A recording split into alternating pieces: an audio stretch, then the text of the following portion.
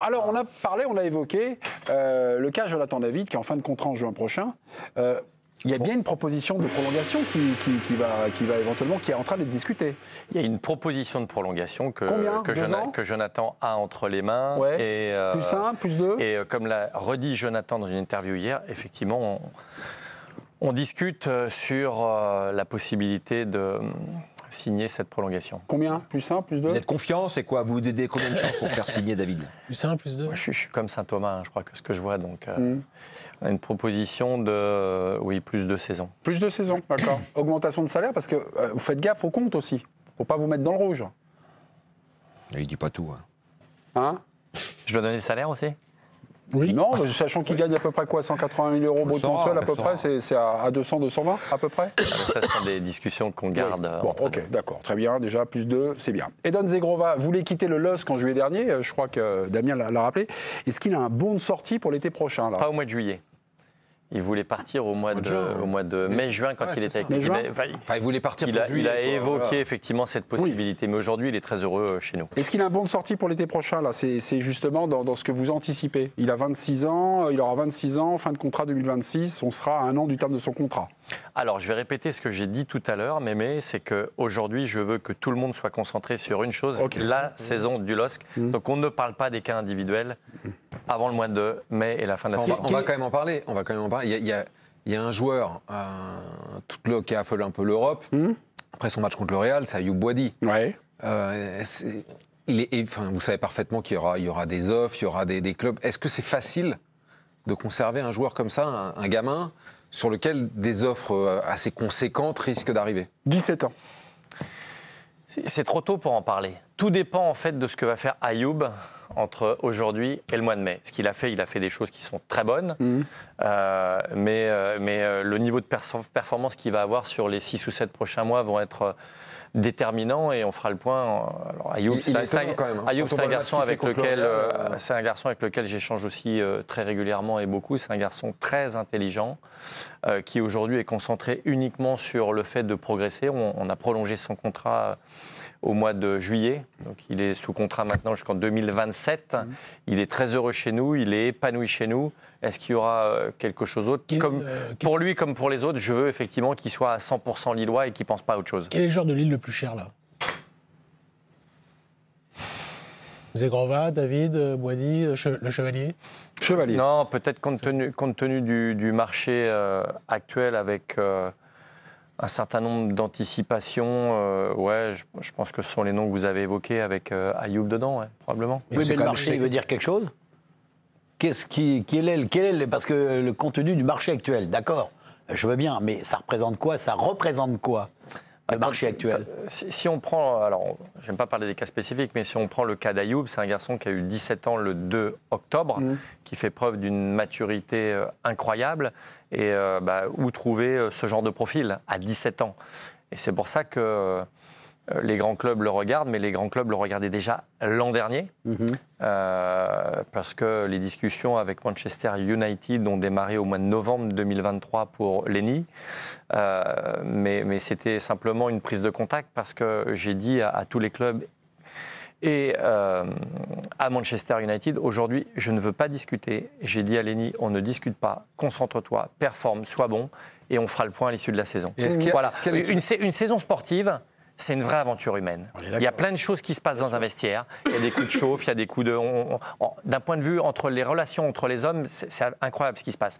Et donc moi, ce que je veux, c'est que tout le monde soit concentré à 100% sur le projet du LOSC. Et qu'à la fin, on se retrouve dans 2 ans, dans 5 ans, dans 10 ans, on se prend dans les bras, on se regarde dans les yeux en disant personne n'a triché. On est allé au bout. Après, qu'est-ce qu'on va faire? Euro ou les D'accord, mais bon. millions.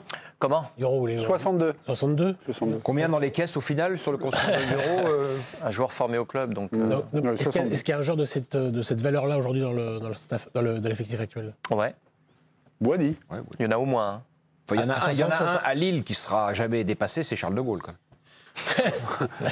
Merci pour le prêt. Non, mais 60-70 là? Ouais. Et qui joue dans le champ ou qui est dans les buts? Les deux.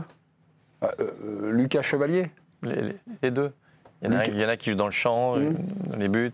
Après, encore une fois, la valeur du marché, j'ai pas envie d'évoquer des chiffres par rapport à des joueurs. J'ai envie, parce qu'on sait comment ça se passe. Un Oui. joueur peut à un moment donné être perturbé sur un match. Donc l'idée, Moi, c'est Chevalier, vraiment... c'est un cas qui m'intéresse, parce que c'était pas forcément évident. Les débuts de Chevalier à Lille, c'était... évidemment, c'est facile de refaire l'histoire maintenant, qu'il est exceptionnel. Vous imaginiez ce destin-là? On a 4 minutes ou pas? Non, pas 4 La minutes. situation de 30 Lucas, secondes, la vas-y. situation de Lucas, elle est très simple. Moi, j'arrive, il a 19 ans, il n'a pas joué depuis 15 mois. Et donc, je vois les capacités. Et je dis à son agent, il faut qu'il soit prêté. Donc forcément, son agent fait le tour des clubs, il y a 0 club qui veulent de lui. Et moi, j'ai joué avec l'entraîneur de Valenciennes de l'époque. Je lui dis, prends-le. Il a confiance en moi. Il le prend. Lucas se blesse au ménisque au mois d'août. L'entraîneur de Valenciennes me dit, il faut le reprendre. Je dis, non, il va rester, il va jouer, on va le soigner. Et il fait une très bonne saison.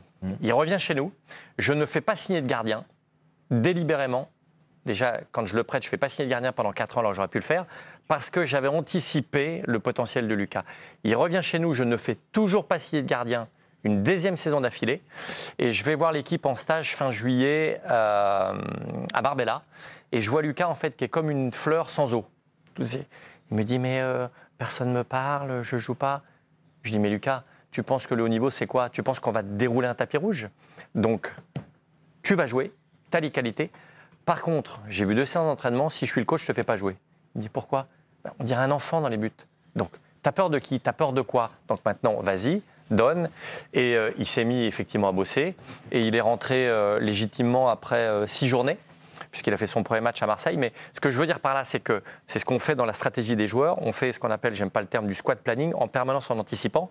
Et on a laissé la place à Lucas 2 étés. Donc vous l'aviez anticipé, l'éclosion de Chevalier. Oui, c'est pas quelque chose qui est arrivé comme ça. Pendant 2 étés, je n'ai pas fait signer de gardien de but. J'aurais pu prendre un gardien expérimenté à ce moment-là. La place aurait été bouchée pour Lucas, délibérément, parce que pour moi, il avait toutes les qualités et le potentiel pour jouer chez nous. Mais encore une fois, il ne fallait pas être un génie pour le voir. Hein. Juste. Donc, J'ai une question, Donc là, ça revient beaucoup sur les Oui, mais là, réseaux c'est sociaux. intéressant quand même. Attends, mais juste. Oui, bien sûr. Non, parce que c'est vachement. Mais si, non, mais c'est oui, bien intéressant. sûr. Là, quand même, le Et passé ma de question, footeux, il vous a servi à quelque chose. Parce qu'un gardien, un mec qui connaît pas bien le football, qui est à votre place, il va pas sentir la possibilité. Mais Olivier, Oui, ça, c'est important. Olivier, j'ai eu la même Si c'est Nasser, il reste pas. Mais j'ai eu la même chose sur Ayoub Boadi. Ayoub Boadi, à l'été 2023, je vais voir le dernier match, parce que je vais voir tous les matchs de jeunes, le dernier match amical de notre équipe réserve. Et les gens du centre de formation veulent faire signer un joueur de 22-23 ans. Et quand je vois ce match, je dis à l'entraîneur du 19 qui est à côté de moi, je dis, pourquoi lui joue latéral droit? Pourquoi lui joue le défenseur central? Et pourquoi lui, il est là au milieu de terrain? Il me dit, parce qu'on veut le prendre. Mais il ne jouera jamais chez nous. Au bout de 20 minutes, ça se voit. Et je dis, il est où Ayoub? Et j'avais vu qu'Ayoub était sur le banc de touche. Et là, on me dit, il est sur le banc de touche. Je dis, pourquoi il est sur le banc de touche?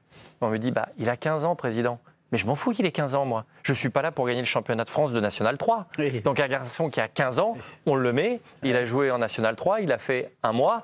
Et au bout d'un mois, on a vu qu'il était prêt pour aller au-dessus. On l'a mis au-dessus et pour nous, on laisse la place. Mais ça aussi, c'est une stratégie. Si vous prenez beaucoup de joueurs au-dessus expérimentés, vous n'aurez jamais de la place pour les jeunes qui sont issus de la formation. Question sur un joueur expérimenté et qui nous a inquiété, c'est Nabil Bentaleb, victime d'un malaise cardiaque en juin dernier. Il n'a joué ou pas joué une seule minute cette saison. Avez-vous l'espoir qu'il rejoue avec le LOSC? Est-ce que vous avez éventuellement une date à nous communiquer, de reprise ou en tout cas, je sais pas, une deadline? Alors déjà, la première des choses, c'est que je suis très heureux que Nabil soit en bonne santé aujourd'hui. Voilà. Comme on est, je disais tout à l'heure, on veut toujours marquer et on veut être des pionniers. Jamais un joueur qui s'est fait implanter un pacemaker n'a rejoué en France. Donc Nabil a démarré au mois de septembre un protocole avec un cardiologue hollandais qui est à Amsterdam, qui s'est occupé d'Eriksen. Par contre, on a immédiatement informé la commission médicale en France qui devra à un moment donné donner et mettre un stamping sur le fait que Nabil puisse rejouer. Donc, il y a une date là il y a un membre de cette commission qui fait partie du groupe de travail, donc qui a toutes les informations depuis le premier jour parce que j'ai voulu être totalement transparent. Et quand on a fait cette première rencontre avec ce cardiologue hollandais, on lui a dit attention, la priorité c'est la santé de Nabil. S'il y a un élément qui fait que, on arrête tout de suite. Il y a 5 phases. Nabil a passé les 2 premières, il est dans la 3e phase aujourd'hui, donc il a les feux verts, d'accord. Et normalement, les drapeaux rouges ou les alertes arrivent dans les 2 premières phases. Ce qui veut dire qu'aujourd'hui, on est effectivement dans la continuité, ça se passe plutôt bien. Et la 5e phase, c'est prévu pour quand? Donc, 3e phase qui va se terminer au début janvier ou mi-janvier. Et la phase suivante, c'est la reprise de l'entraînement collectif. Quatrième phase. Et donc on est très proche. On est en mars, quoi, quatrième phase. Non. La quatrième phase, on est en janvier. Janvier. Okay. Et donc, quand on a célébré les 80 ans, donc on a démontré que le LOSC était un grand club dans la capacité à organiser des grands événements et aussi à célébrer et mettre à l'honneur ses anciens. Tous les anciens qui sont venus, c'était vraiment une très très belle fête qui a été organisée par le club. Et quand j'ai pris la parole dans le stade pour fêter les 80 ans, c'était aussi l'anniversaire de Nabil. Et donc j'ai souhaité son anniversaire devant 50 000 personnes et j'ai demandé à ce que tout le monde fasse une standing ovation. Et j'ai redit à ce moment-là qu'on avait un rêve, c'est que Nabil rejoue un jour avec ce maillot dans ce stade. Voilà, fin de l'équipe du soir. Mais juste avant la fin de l'équipe du soir, vous êtes arrivé avec un cadeau. Et vous nous parlez de la ferveur du LOSC. Vous avez une minute pour nous en parler. Ce qui vous a finalement touché à travers cette aventure, qu'est-ce que vous allez conserver finalement? Des rencontres avec les gens, un regard, Avant de signer à Lens, qu'est-ce que vous allez garder comme chose? On était dans l'émotion, là. Steph. Non, mais on a beaucoup parlé de choses finalement qui, pour moi, sont moins intéressantes finalement. La politique, l'économique. Et finalement, on est tous dans cette activité. Pourquoi? Passion, émotion. Et on a une responsabilité, c'est de transmettre et de donner ces émotions et rendre, vous voyez tout à l'heure, une communauté chez nous entre 8 et 10 millions de personnes. Et ce que je vois, ce que j'ai vu, cette ferveur, franchement, elle m'a beaucoup ému, elle m'a beaucoup touché. Et de voir un stade plein avec des gens qui vibrent, des gens qui sont de plus en plus heureux, des gens qui supportent. Et on en revient sur le point de tout à l'heure. On vit dans une société qui est complexe, difficile, où beaucoup de gens souffrent, n'ont pas les moyens. Et donc, nous, on a la capacité et le pouvoir de leur donner ça. Et ça me touche beaucoup. On m'a posé un jour la question, j'ai eu la chance, j'ai gagné 18 trophées jusqu'à maintenant. Y compris en tant que président, j'ai gagné un certain nombre de trophées. 15 secondes. Et on m'a posé la question, on m'a dit, c'est quoi le plus beau trophée? Et j'ai dit, j'ai pas un trophée finalement. Les plus beaux trophées, c'est de voir des dizaines ou des centaines de milliers de personnes dans un stade, dans la rue, quand on a gagné un titre, se prendre dans les bras, rire, pleurer.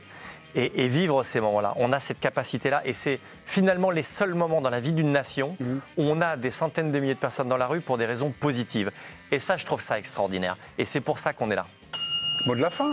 Olivier Létang, notre président. Demain, eh bien évidemment, on change de décor. Le Paris Saint-Germain, donc, va jouer à Monaco. Le souhait du président est exaucé. Je crois que je parle, évidemment, on m'a coupé le micro. Merci beaucoup. Merci d'avoir joué le jeu et merci pour le maillot donc offert à l'un de nos téléspectateurs.